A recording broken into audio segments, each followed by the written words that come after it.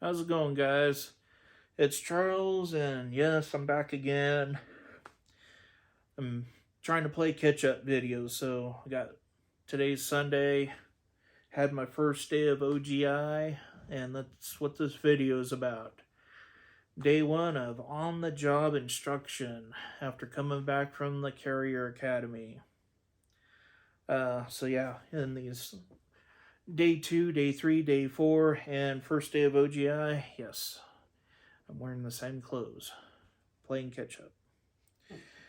Um, so as far as I went in to work yesterday morning, went in at 7, met my trainer, and went and did his route. Um, started. Now they kind of had something set up a little different, and a lot of the carriers weren't too happy about it. So apparently something came down the pipeline about doing 2 hours of delivering parcels first thing in the morning and then come back in and then case your mail and go out for the rest of the day. Uh, some of the carriers, that would have benefited and stuff because they did have a whole lot of packages or parcels to deliver.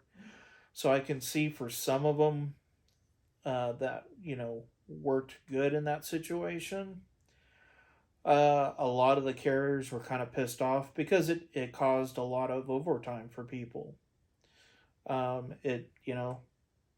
me and my trainer that yesterday, we got like 3/4 of an hour of overtime.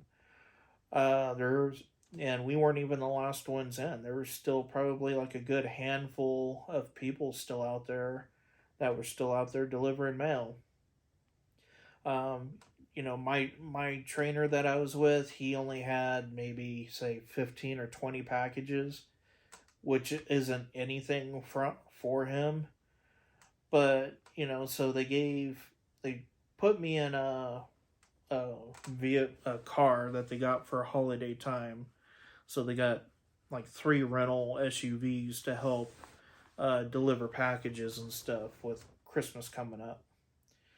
So I got about, I think like he gave me like 8 of the packages, and he took the other ones, and so we kind of split and conquered and got those done, and it only took me, I think like, I don't know, 40 minutes or so, and I was back. It wasn't too bad, and the ones that he sent me on, I mean, the streets were like literally, I went like in a circle almost with the way that he had them set up for me.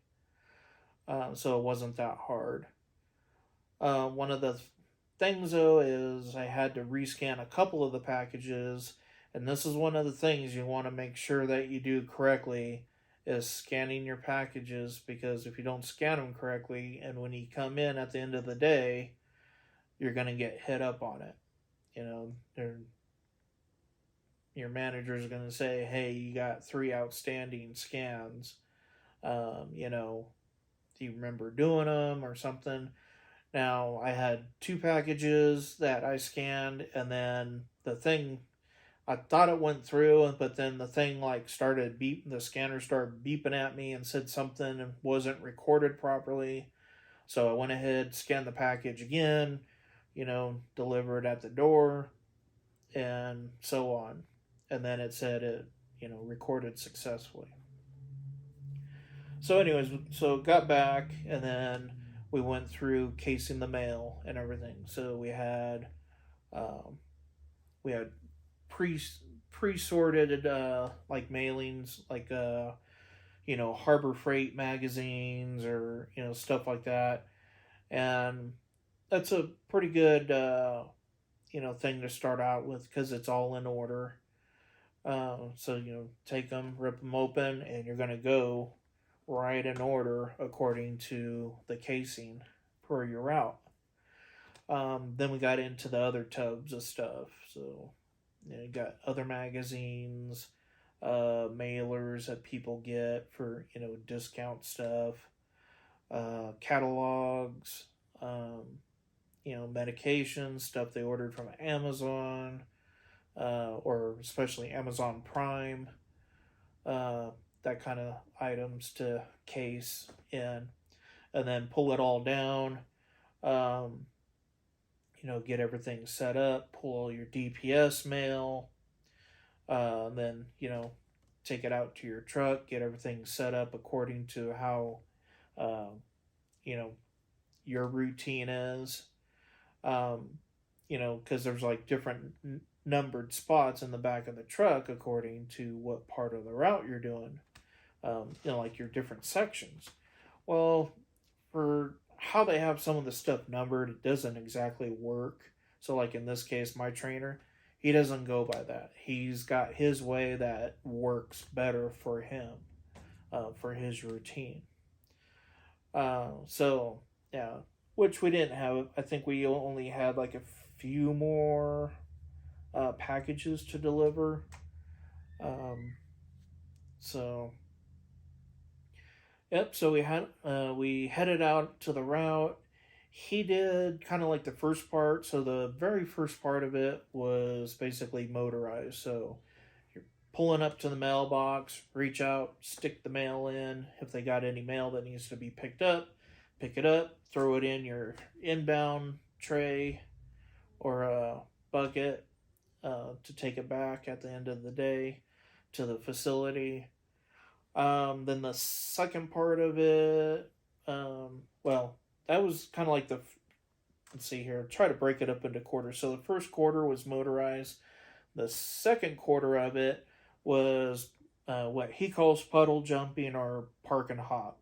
So you basically pull up to the house, make sure you curb your wheels, put it in park, put on the emergency brake, all that good stuff, turn off your vehicle, take your keys, hop out, deliver the mail, and then get on your way to the next house. Um, so that was the next 25% of it. So that covered about half of it. Now, I got to do basically kind of 2/3 of the second half. Um, so I covered then, let's see, prints of 1, 2, 3. The next 4 blocks, which were all park and hops, and then we also had to go get gas. So he showed me the procedure on getting gas. Make sure you get your receipt. Then you're gonna put down your first initial, last name, uh, date, time, mileage, all the good stuff that they're gonna want on a receipt for gas. Let's see here. Then we got back continuing on our park and hops. Basically, after that, we got to our last, say, like our last third of the route, which was going to be walking. So his route's got a little bit of everything. So the first 25% is motorized. The 25 to 50%, 50% to 75%, or the middle part of it is all park and hop. Then, like the last 25% is just walk in your loop. He took 2 of the streets, and then he gave me the longer one to walk. So again, what we did, because the street that he gave me is notorious for having like a lot of mail and a lot of magazines and packages and stuff like that. But yesterday it wasn't too bad on the spurs and packages. Did have a lot of mail, so one of the things that he showed me, so he said, if you get a block that's got a bunch of mail, he goes, get together all your even addresses on the side you're going to start with. He goes, then get your odds, rubber band up your odds, stick it in your satchel. So then that way you don't have, you're not like overstretching your hand with a bunch of mail. You got a nice, comfortable grip that you can sit there and go through your letters and your magazines and spurs and stuff and deliver comfortably. And then that also kind of depends upon too if your route has like a relay box. Some routes have green relay boxes and others don't. So again, that kind of depends on the route.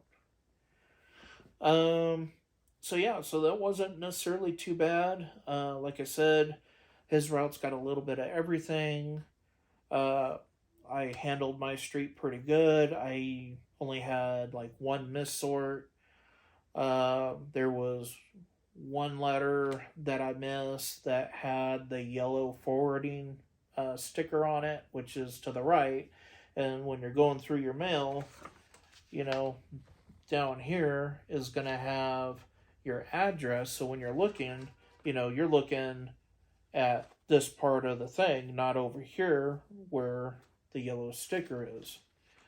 So, like I said, it's something that can be easily overlooked if you're not paying attention. So, for me, I had, luckily, he was in the back seat watching what I was doing, and, he caught it a couple of times right in time.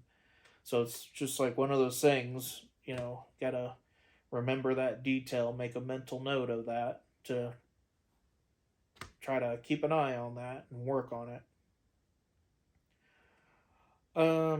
So we basically got done. And he called it pretty good. He said we should probably be done by about 4:30ish, and I think it was like, I don't know, I think 4:19ish by the time we clocked out for the day and stuff. So yeah, he said I did a pretty good job for my first day and everything. Now the next route I'm going to be on is actually going to be the route that I did Shadow Day on. So if you saw my other video for Shadow Day, yeah, you can go back and look at that video. I'll stick it, I think it's on this side up here. I'll put a little link up there for you for the Shadow Day video. Or I think it's the orientation / Shadow Day video that I did. But yeah, I'll stick it up there for you. You can watch detail, but yes, a lot of hills. So yeah, tomorrow I'm planning on having sore feet again. Let's put it that way. Kind of goes without saying. And then Tuesday, for my third day of OGI, I will be out on another route. So yeah, I think they're kind of given a little bit of different types of routes to, because every route's going to be a little different on how you go about it and everything.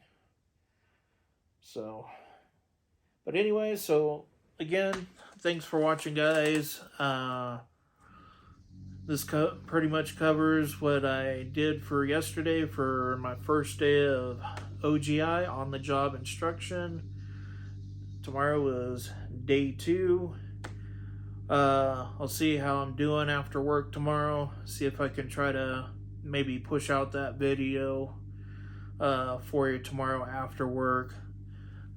Again, just have to kind of see what's going on and how I feel. But anyways, thanks again for watching. Like, subscribe, share. Getting great comments from you guys every day. Getting a couple new subscribers every day. So that's always enjoyable to see. And enjoying your comments and everything. And I just try to, when you guys post questions, I just try to answer them to the best and the most honest that I can for you guys. I'm just starting out just like you. I'm just providing my experiences and sharing my thoughts and everything that I'm going through. So your stuff is probably going to be a little different. Different facility, different trainers, the way people do stuff. So alrighty, guys, have an awesome weekend. Catch you guys on the next video for day 2 of OGI training. Alright, have a good one. Bye.